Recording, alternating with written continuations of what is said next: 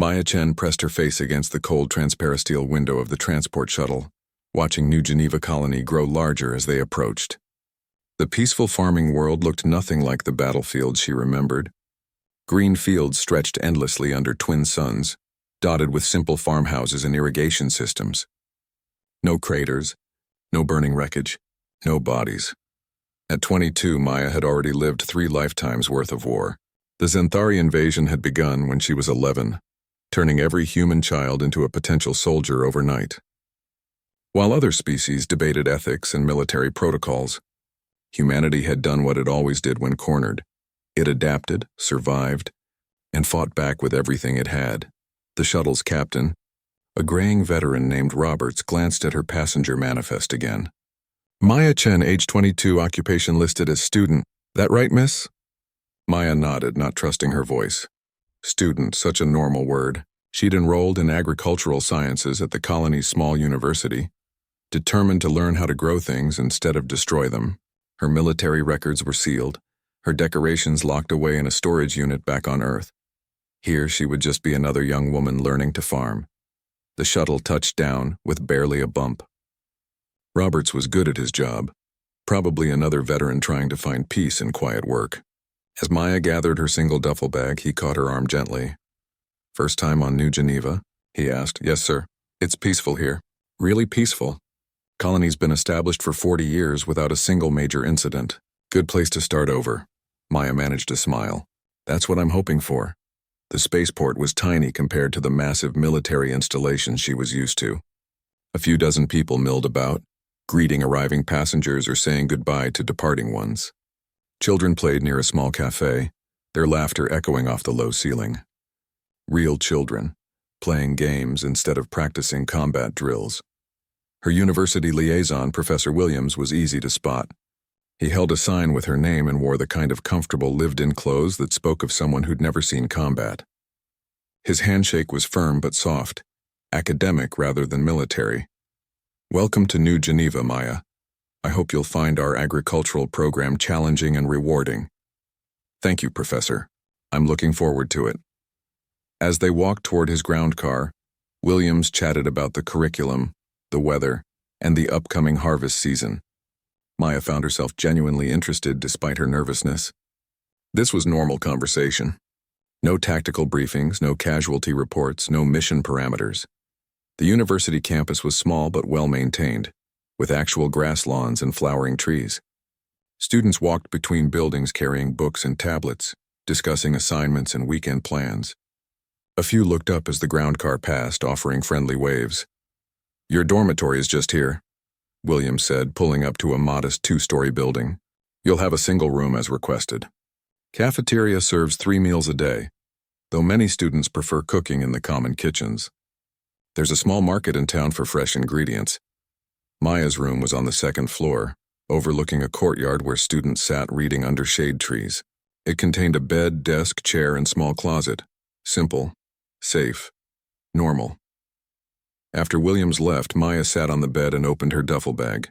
3 changes of civilian clothes, basic toiletries, her few remaining personal items, and at the bottom, carefully wrapped, her combat knife and service pistol. She'd tried to leave them behind, but couldn't.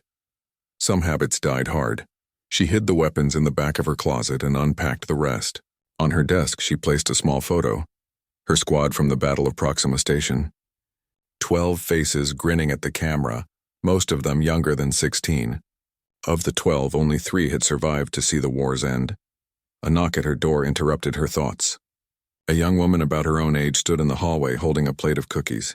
Hi, I'm Sarah from down the hall. Thought you might like something sweet after traveling.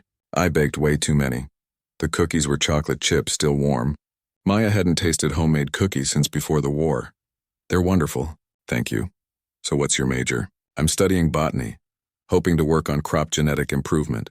It's not as exciting as it sounds, but I love it.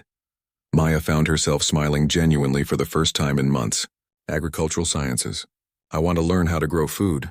That's fantastic. We'll probably have some classes together. There's a study group that meets Tuesday evenings in the common room if you're interested. Very informal. Mostly just helping each other with assignments. After Sarah left, Maya sat at her desk and looked out at the peaceful campus. Students were playing some kind of ball game on the lawn below, calling out encouragement and good-natured trash talk to each other. The sound of their laughter drifted up through her open window. This was what she'd fought for. What they'd all fought for. The right for young people to attend university, to worry about exams instead of enemy positions, to grow food instead of planning battles. Maya pulled out her course catalog and began planning her schedule. Biology, chemistry, soil science, crop management, real subjects for a real future. She would learn to nurture life instead of ending it. But as the twin suns set over New Geneva Colony, casting long shadows across the campus, Maya couldn't quite shake the feeling that peace was fragile. In her experience, when things seemed too good to be true, they usually were. Still, she was determined to try. She owed it to her fallen squad mates to at least try to live the normal life they'd never gotten the chance to have. Tomorrow, she would attend her first classes as a civilian. Tonight, she would sleep in a real bed, in a room with a lock she controlled, on a world where the only sounds after dark would be nightbirds and distant laughter from the common rooms. For the first time in a decade, Maya Chen was going to try being just a normal young woman.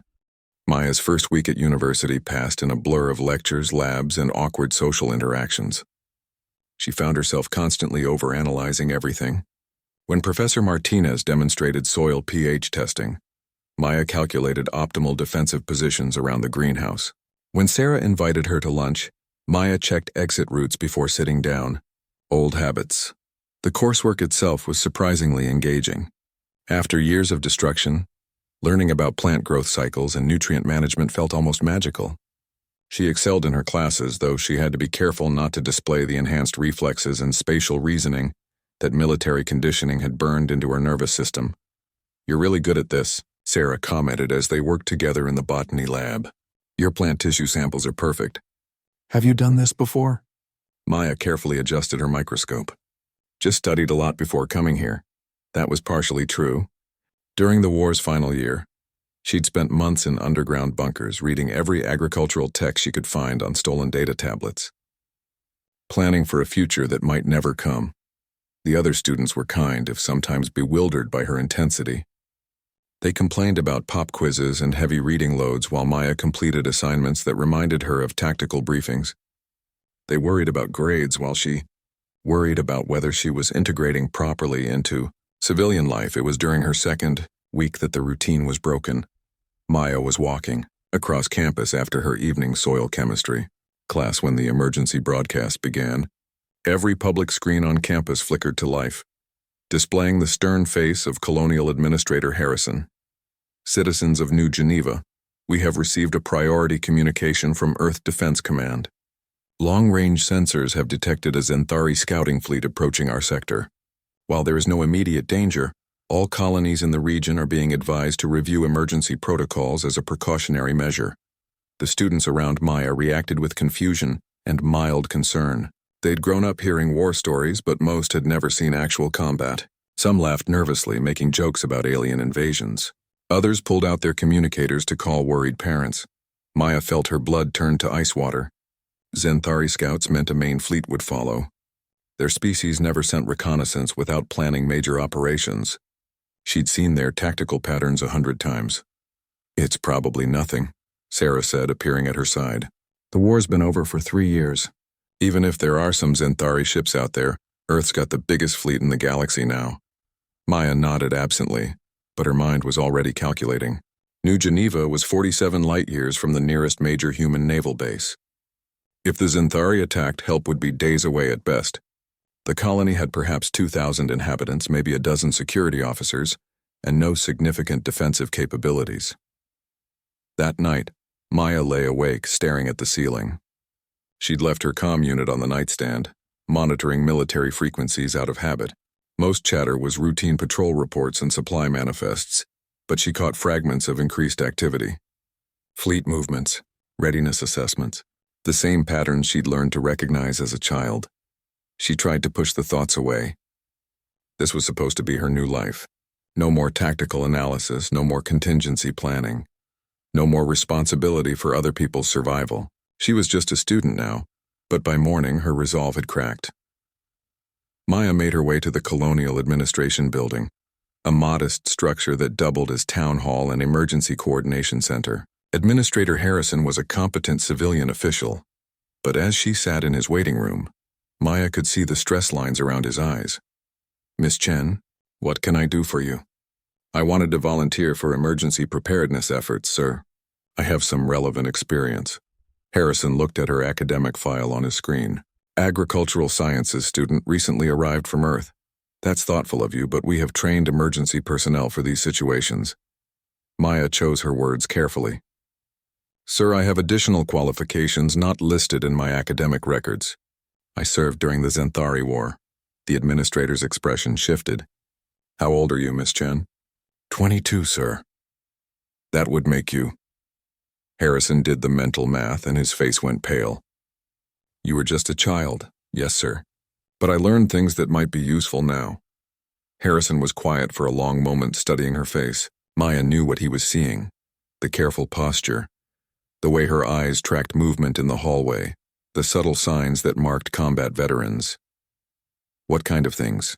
"Evacuation planning, defensive positioning, recognition of Zenthari tactical patterns, basic combat training for civilians."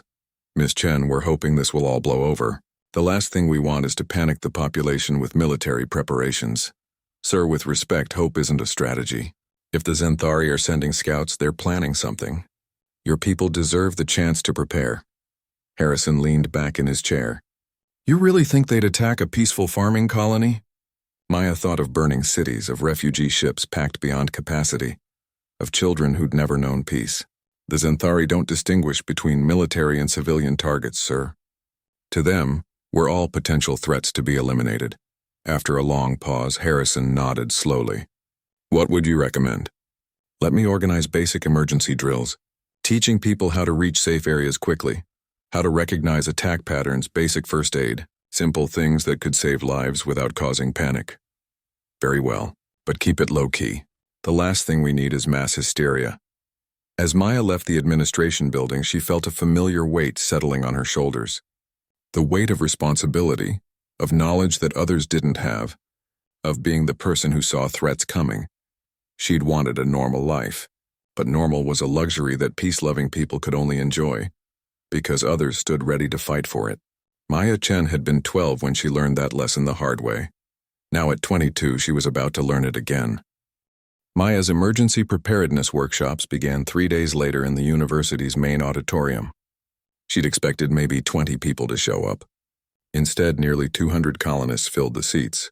Students, faculty, farmers, shopkeepers, even some children with their parents. "Thank you all for coming," Maya began, her voice carrying easily through the room. Years of barking orders over battlefield noise had given her excellent projection. "I know many of you are wondering if these precautions are necessary. I hope they're not, but being prepared never hurt anyone." She started with basics, identifying emergency signals, evacuation routes, assembly points.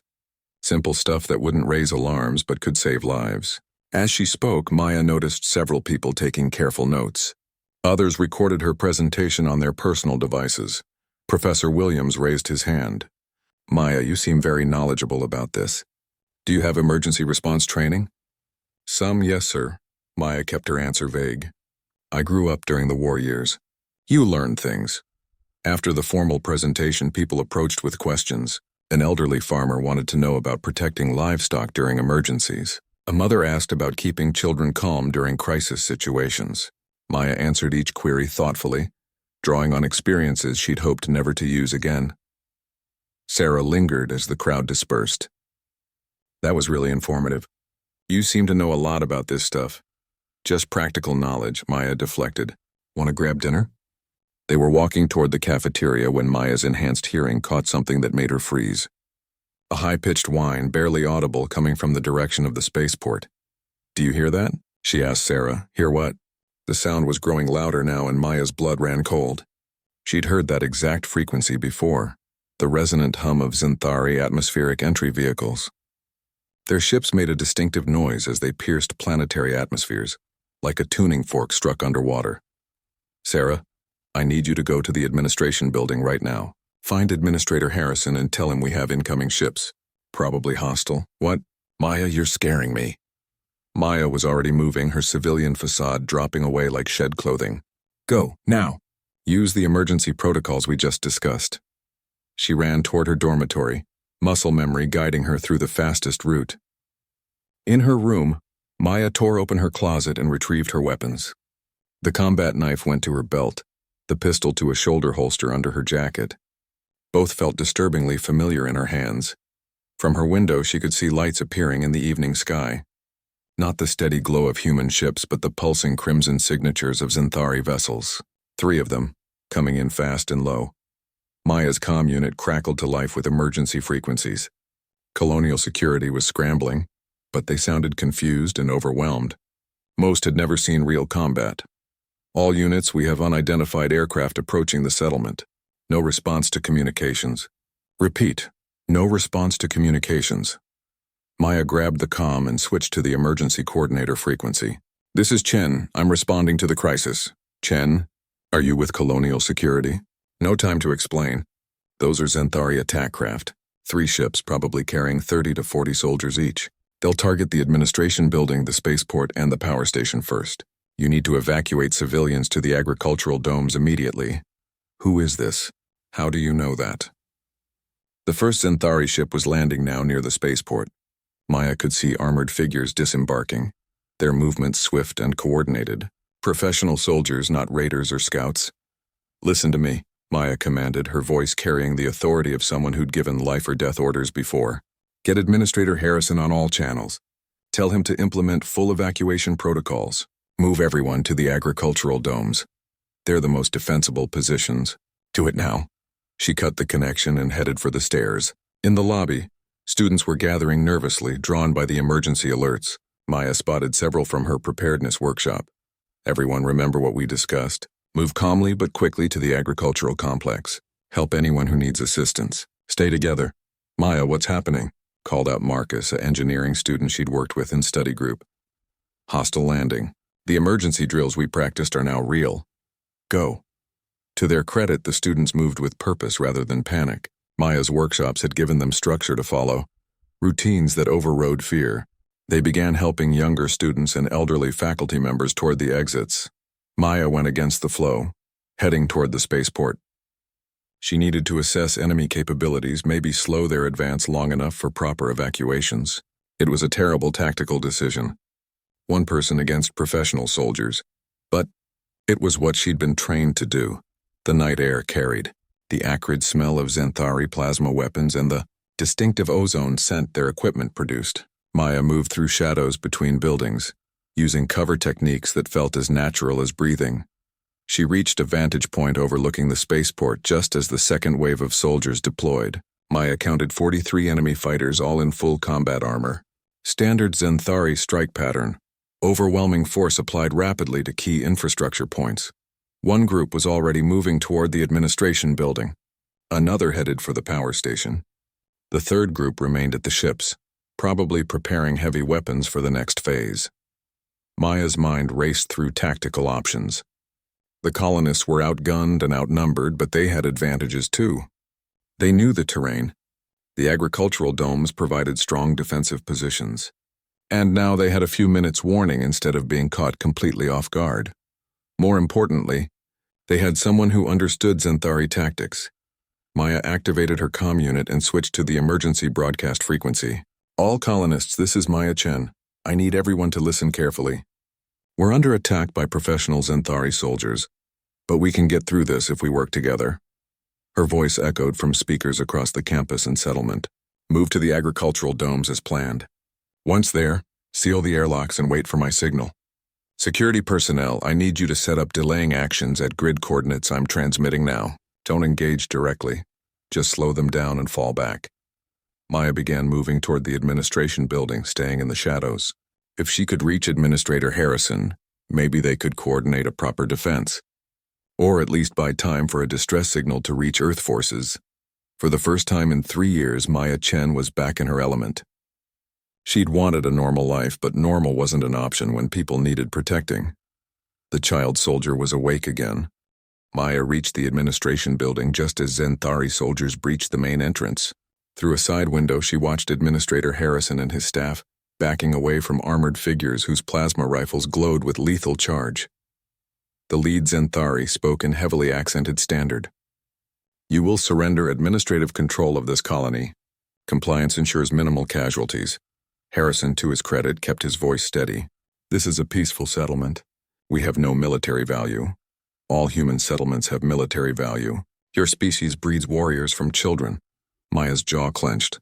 They knew. Somehow, the Zenthari had learned about humanity's desperate decision to train child soldiers during the worst years of the war. Now they saw every human colony as a potential military threat. She circled the building, looking for a tactical advantage. The Zenthari were professionals, but they'd grown overconfident during their recent victories against other species. They expected terrified civilians, not organized resistance. Maya's comm crackled with reports from across the settlement. Chen, this is Security Chief Rodriguez. We've got civilians moving to the ag domes as ordered. Enemy forces at the power station, but we're delaying them with hit-and-run tactics. Good work, Chief. How many security personnel do we have? 12 plus maybe 20 volunteers with hunting rifles. 32 fighters against 40-plus professional soldiers. Maya had faced worse odds, but not when she was responsible for protecting 2,000 civilians. Chief, I need you to coordinate something for me. Can you get teams to these coordinates? Maya transmitted a series of positions around the agricultural complex. What are you planning, Chen? Something the Zenthari won't expect. Trust me. Maya slipped closer to the administration building. The Zenthari inside were forcing Harrison to access colonial databases, probably looking for military assets that didn't exist. They'd be disappointed. New Geneva really was just a farming colony. But their disappointment would turn to anger quickly. Maya climbed onto the building's roof through a maintenance access. The Zenthari had posted a single guard outside their landing craft, confident in their superiority. Maya dropped silently behind him, her combat knife finding the weak point where his helmet met his armor. One enemy down, 42 to go. She dragged the body out of sight and activated the Zenthari's communication equipment. Her enhanced hearing had picked up enough of their battle language during the war to understand basic tactical chatter. Strike Team Alpha, report status. Administration facility secured. Accessing colonial database now. Strike Team Beta, power station status. Resistance encountered. Light weapons fire. Proceeding with demolition charges. Maya's blood went cold. They weren't here to occupy the colony. They were here to destroy it.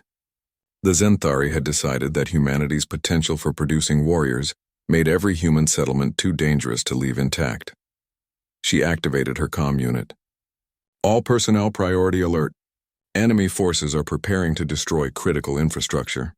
This is not an occupation, it's extermination. Repeat, extermination protocol. Maya's words echoed across the settlement, and she could hear the change in people's voices over the comm channels. Fear was becoming determination. The colonists finally understood what they were facing. Chen, what do you need us to do? Rodriguez's voice was grim but steady. We can't just delay them anymore. Chief, we have to stop them. Maya made her way to the agricultural complex, using routes she'd memorized during her first week on campus. The domes were massive structures designed to maintain controlled growing environments, but they also made excellent defensive positions. Multiple airlocks, reinforced walls, and plenty of room for civilians. Inside the main dome, she found controlled chaos. Nearly 1,500 colonists had reached safety, including most of the university students. Professor Williams was helping organize supplies while Sarah coordinated first aid stations. Maya, Sarah rushed over. Thank God you're safe. What's happening out there? The Zenthari aren't here to conquer us, Maya said quietly. They're here to eliminate us. All of us. Williams overheard and went pale. Surely they wouldn't target civilians.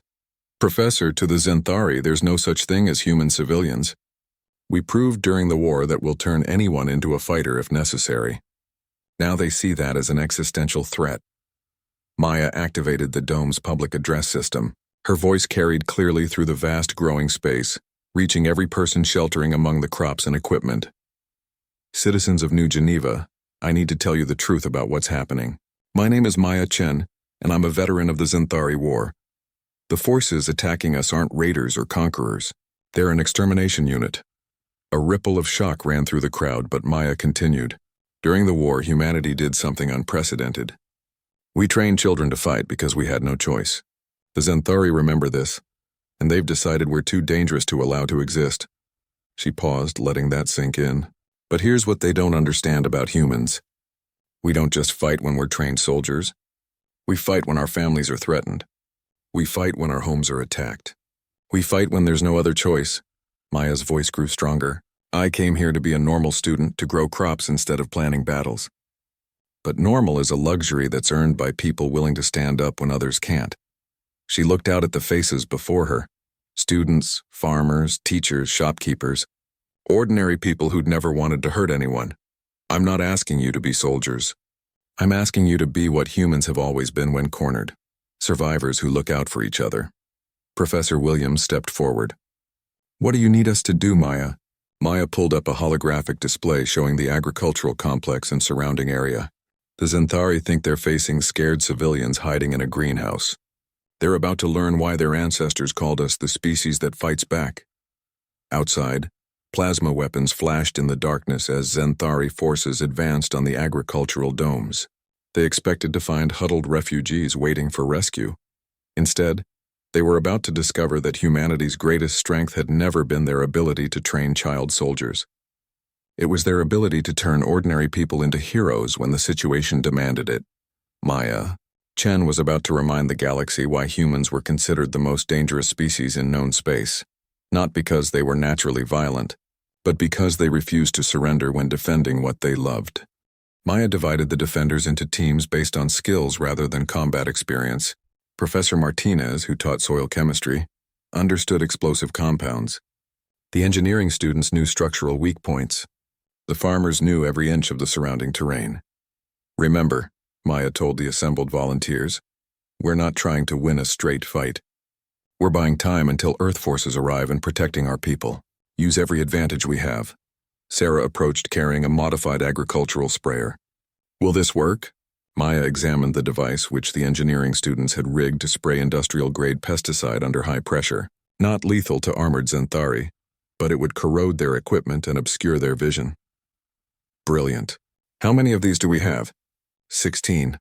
Plus the irrigation system can be pressurized to deliver the same mixture through the dome's external sprinklers. Maya felt a spark of admiration for these civilians who were adapting so quickly. "Sarah, you're in charge of chemical deterrence. Coordinate with the ag students. They know which compounds will be most effective." The Zenthari assault began at midnight. Plasma bolts lit up the darkness as 3 squads advanced on the agricultural complex from different directions. Their tactics were textbook professional. Coordinated fire and movement, suppressive covering patterns, methodical advance. Maya watched from an observation post atop the main dome's central spire. "All teams, they're coming in standard formation. Alpha pattern, just like we practiced. Wait for my signal." The Zenthari reached the outer perimeter of the complex and encountered the first surprise. Motion sensors, normally used to monitor wildlife around the crops, triggered a network of bright floodlights that turned night into day. The sudden illumination disrupted their night vision equipment and revealed their positions. "Now," Maya commanded. The modified sprinkler system activated, dousing the advancing soldiers with corrosive pesticide mixture. Their armor held up, but their optical systems began to cloud. Communication equipment started fritzing as the chemicals ate through connector seals. From concealed positions among the crops, colonists opened fire with hunting rifles and improvised weapons. They weren't trying to penetrate Zenthari armor. They were aiming for equipment, joints, and anything that looked delicate. The Zenthari returned fire, but their targeting was compromised by the chemical attack. Plasma bolts scorched crops and equipment but missed most of the defenders, who used irrigation trenches and equipment sheds for cover. Strike Team Alpha, requesting immediate support. Human resistance stronger than anticipated. Maya smiled grimly as she intercepted their communications. The Zenthari were learning the same lesson that had cost them the war. Humans fought differently when they were defending their homes. "Chen, they're pulling back," Rodriguez reported from his position near the main access road.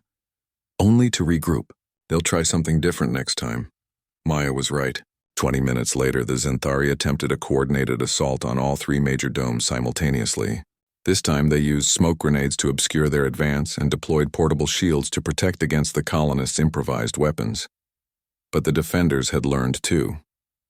Professor Williams had rigged the dome's atmospheric controls to create wind patterns that blew the smoke back toward the attackers. Engineering students had sabotaged key infrastructure points, turning the Xanthari's own demolition charges against them when they tried to breach the outer walls. Most importantly, the colonists were fighting with the desperate creativity that had made humanity so dangerous during the war. They turned farming equipment into weapons, used their knowledge of local terrain to set up ambushes, and supported each other with the kind of selfless courage that had impressed even their enemies. "Maya," Sarah called over the comm. "We've got wounded coming into the main dome. 3 injuries, none critical. Good work. How are the chemical dispensers holding up? We've got enough mixture for maybe 2 more applications before we have to switch to backup compounds." Maya checked her tactical display. The Xanthari had lost the element of surprise and taken more casualties than expected, but they were far from defeated. Their armor was superior, their weapons more advanced, and they had experience that most of the colonists lacked. But they were also getting frustrated, and frustrated soldiers made mistakes. "All teams, prepare for Phase 2, Maya announced. "They're going to try to force a decisive engagement. When they do, we make them pay for every meter." The Xanthari's next assault came just before dawn. This time they brought everything: heavy plasma cannons, combat drones, and what looked like a full company of their best soldiers. They weren't taking chances anymore. Maya watched the enemy forces deploy and felt a familiar cold certainty settle over her. This was the moment when civilian resistance would either succeed or collapse entirely. Everything depended on whether ordinary people could find the same strength that had carried child soldiers through impossible battles. "Citizens of New Geneva," she spoke into her comm, her voice carrying to every defender position. "This is where we find out what we're really made of. Not as soldiers, not as warriors, but as human beings who refuse to let evil win." The Xanthari opened fire with everything they had, turning the peaceful agricultural complex into a war zone. But as plasma bolts scorched the earth and explosions shook the domes, something extraordinary happened. The colonists didn't break.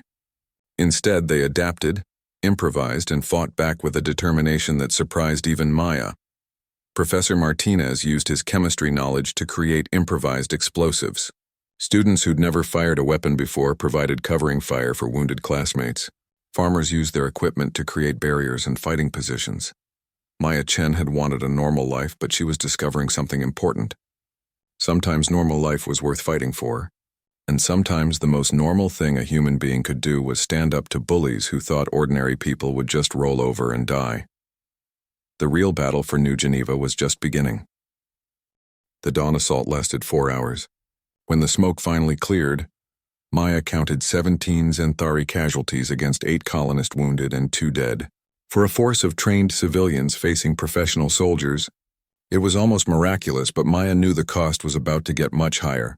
"Chen, we've got a problem." Rodriguez's voice crackled over the comm. "Long-range sensors are picking up more ships incoming.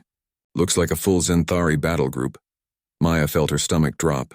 The initial attack had been a probe, testing human defenses. Now the real invasion force was arriving. How long until they reach us? 6 hours, maybe 7. 6 hours? Maya looked around the agricultural dome at the exhausted defenders. They'd fought brilliantly, but they couldn't hold against a full military assault. They needed help, and the nearest Earth fleet was days away. Unless Maya activated her personal communicator and accessed a frequency she hadn't used in 3 years. A frequency that technically didn't exist, used by people who officially had never served. Broken Arrow Network. "This is Whisper 7 requesting immediate assistance." Static filled the channel for nearly a minute. Then a familiar voice responded. "Whisper 7, this is Thunder 5, confirmed identity. What's your situation?" Maya's throat tightened. Thunder 5 was Marcus Webb, her old squad leader. She'd thought he was dead. "Thunder 5, we have civilian population under attack by Xanthari Extermination Unit. Colony location New Geneva, coordinates following. Requesting any available assets. Understood? Whisper 7, stand by." The Broken Arrow Network was an unofficial organization of war veterans who'd promised to watch out for each other and protect human colonies. They had no legal authority, no government support, but they had ships, weapons, and people who remembered what it meant to fight impossible odds. "Whisper 7, we have 3 independent vessels within 12 hours of your position, Former military crews, combat capable. Can you hold until then? Maya looked at the colonists around her. Sarah was helping Professor Williams treat wounded defenders. Students were reloading improvised weapons and sharing water rations. Farmers were discussing tactical positions using agricultural terminology that somehow made perfect sense. Thunder 5 will hold, but the incoming force is significantly larger than initial estimates. Copy that. Whisper 7. It's good to hear your voice again. Yours too, Thunder 5. Don't be late to this party. Maya cut the connection and turned to address the defenders. They deserved to know what they were facing. Everyone listen up. We've got reinforcements coming, but they won't arrive for 12 hours. The Zenthari are bringing a much larger force than what we've already fought. Professor Williams looked up from bandaging a wounded student. How much larger? Probably a full regiment. Maybe 800 soldiers plus air support and heavy weapons. The silence stretched for long seconds. Then Sarah spoke up. So we need to hold for 12 hours against 800 professional soldiers? That's about the size of it. To Maya's amazement, several people actually smiled. Marcus, the engineering student, started laughing. You know what? He said. Yesterday I was worried about passing my thermodynamics exam. Somehow this seems more manageable. The comment broke the tension and other defenders began chuckling. Maya realized she was witnessing something remarkable. Ordinary people choosing courage over fear. Not because they were fearless, but because they'd found something worth protecting. All right, Maya said. If we're going to do this, we do it right. We've got advantages they don't know about. She activated the dome's holographic display system, normally used for agricultural planning. Now it showed a tactical overview of the entire colony. First advantage, we know this terrain better than they do. Every irrigation ditch, every storage building, every piece of equipment. We're going to use all of it. Maya highlighted key positions on the display. Second advantage, they expect us to defend static positions. Instead, we're going to be mobile. Hit and run, fall back, make them chase us through ground we've prepared. Professor Martinez raised his hand. What about the people who can't fight? The elderly, the children? Deep shelters in the root cellars beneath the main processing facility. Reinforced concrete, multiple exits supplied for a week. They'll be safe no matter what happens up here. Maya paused, looking at each face in turn. Third advantage, they think they're fighting scared civilians.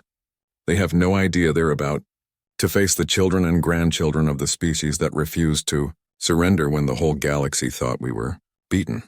She pulled up technical schematics of Zenthari equipment and began explaining weak points, tactical patterns, and vulnerabilities that she'd learned during the war. The colonists listened intently, asking intelligent questions and suggesting modifications based on their own expertise. As Maya taught them how to fight, she realized something important. She'd spent 3 years trying to forget her military training, trying to be someone else. But her knowledge wasn't a burden she had to carry alone. It was a tool she could use to protect people. For the first time since the war ended, Maya Chen felt like she was exactly where she belonged. One more thing, she said as the briefing concluded. No matter what happens today, you're all heroes. Not because you're fighting, but because you chose to stand up when you could have hidden. That's what makes us human. Outside, the Zenthari battle group was approaching orbit. Maya could see their ships as bright dots against the morning sky, growing larger by the minute. 12 hours, 800 enemy soldiers, 32 defenders, and whatever weapons they could improvise. Maya had faced worse odds before, but never with so much to lose. This time she wasn't just fighting for survival. She was fighting for the right of ordinary people to live normal lives without fear. The child soldier was ready for one last battle. The Zenthari battle group landed in 3 waves, deploying across the colony with military precision. Maya watched from her command post as hundreds of armored soldiers established perimeter positions and began their methodical advance. All teams, remember the plan? She broadcast on the colonial frequency. Mobile defense, phased withdrawal, make them pay for every position. The first engagements began at the colony's outer rim. Colonist teams armed with improvised weapons harassed Zenthari patrols, then melted away through irrigation tunnels and equipment sheds. The defenders couldn't stop the advance, but they slowed it and extracted a price. Maya coordinated the defense from multiple positions, using her knowledge of Zenthari tactics to anticipate their moves. When they deployed combat drones, Professor Martinez's chemical charges disabled their sensors.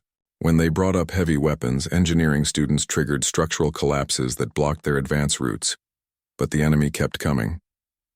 Professional soldiers with overwhelming firepower, advancing inexorably toward the agricultural complex where most of the colonists had taken shelter. "Chen, we're running low on ammunition," Rodriguez reported from the western perimeter. "And they're bringing up some kind of siege cannon." Maya checked her chronometer. 6 hours until reinforcements arrived. They'd held longer than anyone had a right to expect, but the end game was approaching. All teams begin final withdrawal to the agricultural complex. Execute Plan Omega. Plan Omega was Maya's last desperate gambit. Instead of trying to hold static positions, the defenders would lure the Zenthari into the agricultural domes themselves. The controlled environment systems, modified with Professor Martinez's chemistry expertise, would become weapons. The retreat looked like a rout to external observers. Colonist defenders abandoned their positions and fled toward the main complex, Zenthari forces in pursuit. But Maya had choreographed the withdrawal carefully, channeling enemy forces into predetermined approach routes. "Thunder 5, this is Whisper 7, Maya transmitted on the emergency frequency. "How close are you?" "Whisper 7, ETA 4 hours. "Can you hold that long?" Maya looked at the approaching enemy forces. 800 Zenthari soldiers, supported by armored vehicles and air support, converging on a handful of agricultural domes defended by farmers and students. "We'll hold," she promised. The siege of the agricultural complex began with a massive barrage that shook the reinforced structures but didn't breach them. The Zenthari commander was taking no chances. Overwhelming firepower applied systematically to crush any remaining resistance. Inside the domes, the defenders waited in carefully prepared positions among the crops and equipment. Maya had divided them into small teams, each responsible for a specific sector. When the enemy breached the outer airlocks, they'd face a maze of defensive positions manned by people who knew every centimeter of the terrain. "They're coming in," Sarah reported from her position near the main entrance. "Looks like a full company. Remember, let them get deep inside before engaging. We want them committed." The Zenthari entered the agricultural domes expecting to find cowering civilians. Instead, they found a carefully orchestrated defense that used every advantage the terrain provided. Irrigation trenches became firing positions. Equipment sheds became strongpoints. Even the growing crops provided concealment and cover. The battle inside the domes was unlike anything Maya had experienced during the war. It was intimate, desperate, and personal in a way that large-scale military actions never were. Defenders fought not just for survival, but for their neighbors, their friends, their chosen home. Professor Williams, manning a position near the botanical laboratory, used pressurized growth nutrients as improvised chemical weapons. Students who'd studied crop genetics just weeks before now applied their knowledge to create obstacles and defensive positions. Maya moved between teams, coordinating the defense and providing support where needed. She watched ordinary people display extraordinary courage, refusing to yield ground even when facing impossible odds. But courage alone couldn't overcome the disparity in firepower. Slowly, inexorably, the Zenthari advanced deeper into the complex. Colonist positions fell one by one, defenders forced to retreat toward the final inner perimeter. "Chen, they've broken through the eastern wall," Rodriguez called out. "We can't hold them much longer." Maya checked her chronometer again. 2 hours until reinforcements. They'd already held far longer than anyone had a right to expect, but it might not be enough. That's when she heard it, a sound that made her heart leap with hope. The distinctive whine of human military engines coming in fast and low. All defenders incoming friendly aircraft. "Take cover!" 3 ships screamed over the agricultural complex. Modified civilian vessels with military-grade weapons bolted to their hulls. They strafed the Zenthari positions with devastating precision, buying the defenders crucial breathing room. "Whisper 7, this is Thunder 5. We're a little early to the party. Hope you don't mind." Maya laughed despite herself. "Thunder 5, your timing is perfect as always." The arrival of reinforcements changed everything. The Zenthari found themselves caught between entrenched defenders and aerial attack from experienced combat pilots. Their disciplined advance dissolved into confused fighting as they tried to respond to threats from multiple directions. But Maya knew the battle wasn't over yet. The Zenthari still had superior numbers and equipment. The real question was whether they had the will to continue fighting when their easy victory had turned into a costly siege. The answer came from the Zenthari commander himself, broadcasting on an open frequency. "Human defenders, you have fought with honor. We propose terms for withdrawal." Maya activated her communicator. "Zenthari commander, this is the defensive coordinator." "What terms?" "We will depart this system and recommend to our high command that this colony be classified as non-threatening. In exchange, you will not pursue or harass our withdrawal." Maya looked around at the battered but unbroken defenders. They'd done something extraordinary. Ordinary people standing up to professional soldiers and not just surviving, but winning. "Terms accepted," she replied. "But understand this. If you or any other Zenthari forces threaten this colony again, we'll be ready." "Understood. Your species continues to surprise us." As Maya watched the Zenthari forces withdraw to their ships and depart the system, she felt something she hadn't experienced in years. Peace. Not just the absence of conflict, but the deeper peace that came from knowing she'd found her purpose. Sarah approached, her face smudged with smoke but smiling. "So what happens now? Do you go back to being a student?" Maya looked out over the agricultural complex. The domes were damaged but intact. The crops could be replanted. The community that had fought together would be stronger than ever. "I think I'll stick around," Maya said. "Turns out there's more than one way to serve. Someone needs to teach emergency preparedness courses, and these colonists just proved they're the best students I've ever had." Professor Williams joined them, carrying a tablet showing preliminary damage assessments. "Maya, on behalf of the university and the colonial administration, I'd like to offer you a position. Assistant Director of Emergency Preparedness and Defense Studies." Maya Chen, who'd been a soldier at 12 and had spent 3 years trying to be normal, finally understood something important. Normal wasn't about avoiding conflict or pretending the galaxy was safe. Normal was about building communities worth defending and teaching people to stand up for what they believed in. "I accept," she said, "but I have one condition." "What's that?" "We're going to start preparing other colonies too. Every human settlement should know how to defend itself, not with child soldiers or professional armies, but with ordinary people who refuse to give up." As the twin suns set over New Geneva Colony, Maya watched students and farmers working together to repair the damage from the battle. Children played among the crops while their parents rebuilt irrigation systems and planned improvements to the defensive positions. It was exactly the kind of normal life Maya had dreamed of during the war, a community where people could pursue their dreams while knowing they could protect what they'd built. Maya Chen had finally found her place in the galaxy. Not as a child soldier haunted by the past, not as a student hiding from her history, but as a teacher helping others discover their own strength. Sometimes the most normal thing a person could do was refuse to let the universe push them around. Sometimes growing crops and growing courage were the same thing.